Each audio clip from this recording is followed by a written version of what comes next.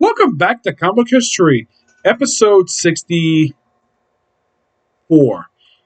Yeah, we're still working on the Avengers. We're going into the 1990s. But we do something quite interesting though for this one. We're just going to go from the start of the decade, 1990, and we're going to stop at Avengers at the start, before the start of Avengers Volume 3. You are thinking, why am I going to do that for? Here in Civil, really, I want to do Avengers Volume 3 in like one video. Because that's going to be quite interesting volume to talk about here. Yes. Now, throughout the remainder of the run, throughout the early 90s, I'd say, yeah, there was still like a handful of writers who wrote this book just prior to its relaunch in 96, I think it was, when they were born. I think it was it was 96. You had a few different writers. You had, let's see, Barry Hama, Len Kametsky, Jen Harding, Joey Cavari, Bob Harris, who basically did a good majority of the titles, Terry Kovalev, and of course Mark Waid. Yeah, the 1990s, the era of the crossovers. Like, oh my gosh, early 90s basically was like boatload of crossovers. If you think of basically stuff in the main book per se, like they had one major story arc basically of this person that had nothing to do with crossovers. It mostly a guy called the Protector. He was an alternate version of the Black Knight, who brought his own group known as the Gatherers, which they basically destroyed the original mansion, and apparently he made a mistake doing that. Apparently that was not a good idea to do. So he's like, screw it. I'm just basically bringing like an ultimate version of the mansion to there, and well, there's that. Yep. But if you think about it, that's probably like the only major story arc that was really any. It was a standalone story arc for a small handful of issues, but mostly put everything else mostly on crossover stuff. Yes. Now, when I list these crossovers, like you are thinking, really? Like this is a majority basically from 19 to 1986. Well, 1995 actually. You had Operation Galactic Storm, which is a nod to Operation Desert Storm, which is coming at the same time. You also had tie-ins to Infinity Gauntlet, Infinity War, Infinity Abyss, First Sign, The Crossing, the most hated crossover in the 90s, and by far one of the worst crossovers of all time. By the way, First Sign, the ending of that led into Onslaught. And of course, there was also Blood Tie. So, 8 crossovers in 5 years. That's a lot. Now, interesting. Now, there's some things you did like. If you read any book in the 90s that featured the Avengers, they actually did something quite interesting. You actually did the same thing, too, where some of the members actually sport these brown jackets. These brown, I wouldn't say they're leather jackets per se, or they had like the A symbol on their like sleeve. These are great, interesting look. I'd say like only about a few of the members didn't bother to wear that. That was Captain America, Iron Man, and Thor. Though these characters got revamped and they would do costumes, but a lot of the other ones basically did. Like Black Knight got one of these. Crystal, Cersei. Yeah, there's also a storyline with Cersei as well, where she apparently developed a relationship with a Black Knight. Didn't go much anywhere, but apparently this was the reason why he's included in the Eternals film supposed to come out this year. Yep.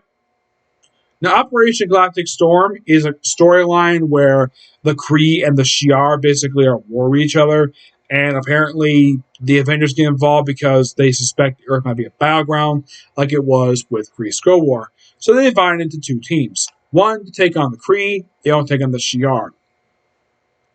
Yeah, and also some of the aliens attack Captain America on Earth. They also apparently, Captain America, the way it's written, apparently, despite the fact this is still the West Coast branch, it does refer to them as the regular Avengers, which I'm like, really? They're still the freaking Avengers, despite the fact of the West Coast branch.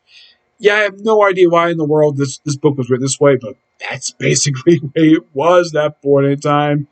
Yep. And basically, it's a good crossover, and I do recommend checking it out because of how really good it is. The thing had a really interesting. They had a couple of really interesting things that wanted to use a group people known as the Star Force, which apparently were used for the Captain Marvel movie, and this introduced something where the Shi'ar were victorious over the Kree, and Deathbird was proclaimed as their regent. Though this was later ignored by their books. Yep. And in the case of the other ones, I've already discussed Infinity War and Infinity Gauntlet in my comic corners. Great crossovers. Infinity Crusade basically involved all the mind washing. It involved the main villain of that crossover was Adam Warlock's girlfriend, her. Yes. And it's all about Crusade. It's basically about religious stuff. Did Jim Starlin write this book? Yes, they did. He certainly did. And the book went back and forth. Basically, the main plot was the main miniseries, with 6 issues. Also with Warlock Infinity Watch, 1822, and pretty much almost the entirety of Warlock Chronicles. Yeah, that's how weird this crossover was. First, now as for the crossing itself, oh boy, this crossover was so hated. Where in this crossover, it's revealed that Tony Stark has been agent of King the Conqueror since they founded the Avengers. So I guess the Avengers is like, what? Really? I'm sure a lot of readers hated this concept. Even worse, what was even worse than that? Oh boy. They did something really, really dumb. Okay, so the Avengers went back in time to bring a teenage version of Tony Stark into the present to kill his present day self. By the way, present day Tony returned after Heroes Reborn.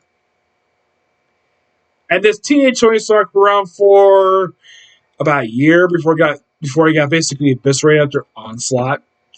And of course, first time basically it was an interesting little crossover the time with this fighting the Zodiac. And then 400, great issue, ended basically with I think it was Wasp. Like someone knocking on the door at Avengers Mansion. So Wasp opens the door, not freaking Jarvis. Opens the door, and there's X-Man at the door. What's his purpose being there? Basically enlisting the Avengers' involvement in the Onslaught crossover, which is a great crossover. And involved pretty much a majority of the titles published in Marvel Comics at that point.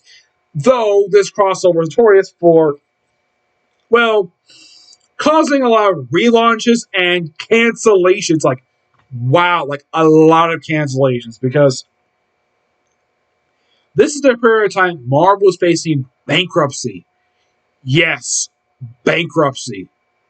Because they're overblown on crossovers. Yes. Luckily enough, Onslaught didn't last very long. I think it lasted for about a few months. Let's see.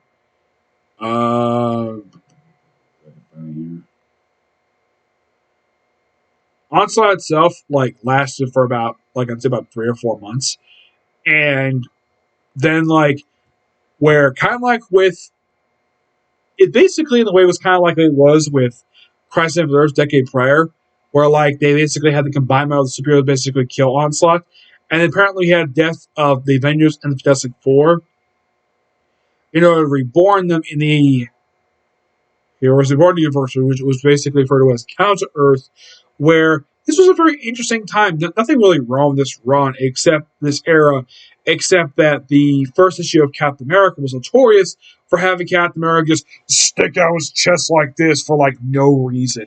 And by the way, the person who drew that image was Rob Liefeld. Yes, because this is the period of time where apparently Marvel decided to invite back the people the people who created Image Comics to work on this stuff. People like let's see, there was Jim Lee, Rob Liefeld, and I think Eric Larson came back to Marvel briefly. McFarlane was nowhere to be seen in this one. Yeah, they even have James Robinson write this book. Yeah, Steve Robinson, you wrote the final issue of this run. Yeah, basically you have Liefeld, who basically did the first issue. Issues 2 to 7, Jeff Loeb. You have Walt Simonson coming straight through 12, and 13, which was simply put was actually one part of a crossover with the Wildstorm universe called Revolution. And this actually was the second crossover these books had. It was Ironworks thing it was, but crossover all 4 books. Excuse me, and these 4 books were Avengers, Fantastic Four, Captain America, and Iron Man. Yes. I mean, this is a very underrated run. I mean, I personally do enjoy this run. It's not terrible per se, but man, Marvel was so desperate that this run bombed. It failed after 1 year. And then restart to number 1.